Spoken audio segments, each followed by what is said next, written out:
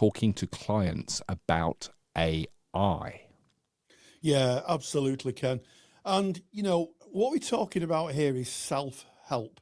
The world of AI has changed self-help to a point where therapists really need, I think, to contract with clients about the risks of AI.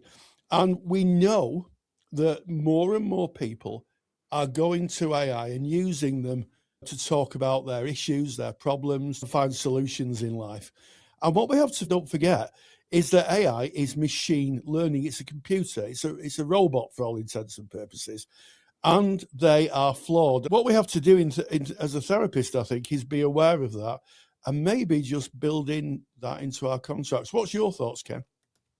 I think that we need to set the scene on this by asking a question. Your client comes in and they say to you, after the last session that we had, I jumped onto AI, onto ChatGPT, and I ran what we discussed into ChatGPT, but it suggested X, Y, and Z. And I was wondering how that is for you. So that's your client saying that to you as a counselor. And I'm going to leave you with that thought of how you might react or answer that. And then I'm going to share with you some recent data. The data suggests that 70 to 80% of people that have an LLM, ChatGPT or Claude or equivalent, have used it to ask therapy-related questions about their own well-being. And the next thing, I guess, is when I brought this topic up in our Facebook group and asked that very same question, so many were weighing in saying this has actually already happened to me. And I think we need to think very carefully about how we have that conversation. When we're looking at this, we're speaking very much about LLMs. We're speaking about off-the-shelf models here. We're not talking about purpose-built apps that may have some kind of an oversight or have some kind of very critical thinking into how they're being built, where they've been purposely built as a companion or to bridge a gap between therapy sessions. We are speaking specifically about off-the-shelf models. And I think for us to be able to have this conversation, we as counselors and psychotherapists need to be open to learning about what these LLMs are, how they work, what the pros and cons of those are, so that we can inform our clients. So I think that just sets the scene, Rory, of what it looks like at the moment. And I know that it can be tempting as a counselor to go, AI and therapy, those words should never be mentioned together. I don't want to know about it. I don't want to see it. I don't want to hear about it. I don't want to speak about it. And I think that we're not best serving our clients by doing that. Whether you choose to use AI or not, I think it's something that we are called upon to learn and study and understand so that we can guide our clients. And we may say, I'm not using AI. It doesn't come into my practice, but it may very well come into your practice via means of a client, as you mentioned, Rory, coming in and having that conversation with us. Yeah, absolutely. And I wonder, Ken, about a client who comes in and says, I had a long discussion with ChatGPT or whatever large language model, LLM, and they told me that this would be the best course of action. Because what we mustn't forget is this isn't text-based. A lot of these large language models have voice, so you can literally have a conversation with an AI, and they sound plausible, they sound interested, they sound attentive, they're always affirming. That's a great idea. Oh, I'm glad you brought that up. They're consistently trying to suck you in to use them. What do we do when a client comes in, sits in front of us and says, I had a long discussion with AI last night, and they said that this is what I should be doing? Do we as therapists become curious and say, okay, what did AI say? Or do we just gently remind the client that AI is actually a computer machine and try and inject a bit of reality into the situation? What are your thoughts on that, Ken? Yeah, they are mixed. Yeah. So it's early days at the moment, and I look forward to when we can look to our ethical bodies, specifically here in the United Kingdom, for formal guidance on this. But I might suggest that the conversation around AI or LLMs or the models that might be used by our clients is had right at the beginning of our sessions together in contracting. And I would have the conversation up front with the client around AI, what the pros of AI are and what the cons of AI are. There are times you can ask it questions and it will come back and it will have incredible answers, and those answers are mostly right. However, we look a little bit deeper under the hood of what it is. And the way a large language model works is it's basically a massive prediction tool in that it looks at what words are being used and then it predicts what are the words that would most probably fit, and it puts that in and gives an output. So it is not thinking, it is not contemplating. And yes, it's available 24/7. That's an incredible pro. It seems empathic. However, it is not. It is just a computer-generated voice, as you mentioned, Rory. Where the danger lies is in when it is a person's clinical journey and care. So I would be putting a contract together that stated what the cons are, and I would be contracting around the client's use of AI before they came and had that conversation. And then if they did come in and mention that they'd be using AI, I have to welcome that conversation into the room. I am going to explore that with them, but I'm going to explore it with them within the boundaries of the pros and cons and the revisiting of the contract. And mostly, if you think about why we're doing this, is we're doing it out of protection. Number one, protection for the client. And as I said, go look up news articles on AI, mental health disasters, and you'll see there are plenty. So we're trying to save our clients from that. I'm going to use an example. A client comes in, says they're using AI. We go, oh, that's very interesting. Tell me all about that. That's great. Okay, moving on. And when we speak about something different and we haven't outlined those dangers around AI, how does that look if something goes wrong for that client and this ends up at your ethical body as a formal complaint? How do you defend the fact that the client brought that they were using AI into your session and that you didn't give them any information on how that could be detrimental to them, that you just said, okay, that's fine, and moved on? And I think that would be very difficult to defend. AI does not reflect the journey of this person, their past behavior, their clinical history.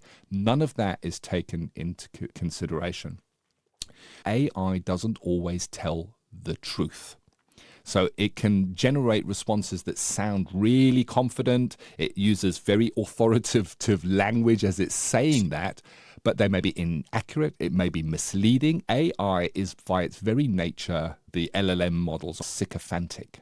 And what I mean by sycophantic is it loves to tell you how right you are, how clever you are, how you've really hit the nail on the head there. And that is not always serving in a therapeutic environment. So sycophantic behavior is not serving. Rory, some thoughts from your side? Yeah, I think the first thing is, that you rightly said, is that therapists are going to have to engage with AI. And the reason for that is it's going to be used legitimately in the medical profession. Here in the UK, they're already using AI in the National Health Service. So the ability to be able to distinguish between an ethical large language model, one that's used in a clinical setting, and an AI that is just something you download from the App Store, I think is pretty essential that you understand. AI platforms don't provide any safeguarding. They don't hold any duty of care. And they don't always recognize risk or crisis situations. Ethical code is there to protect the client, it's there to protect you and the name of counselling and therapy in general.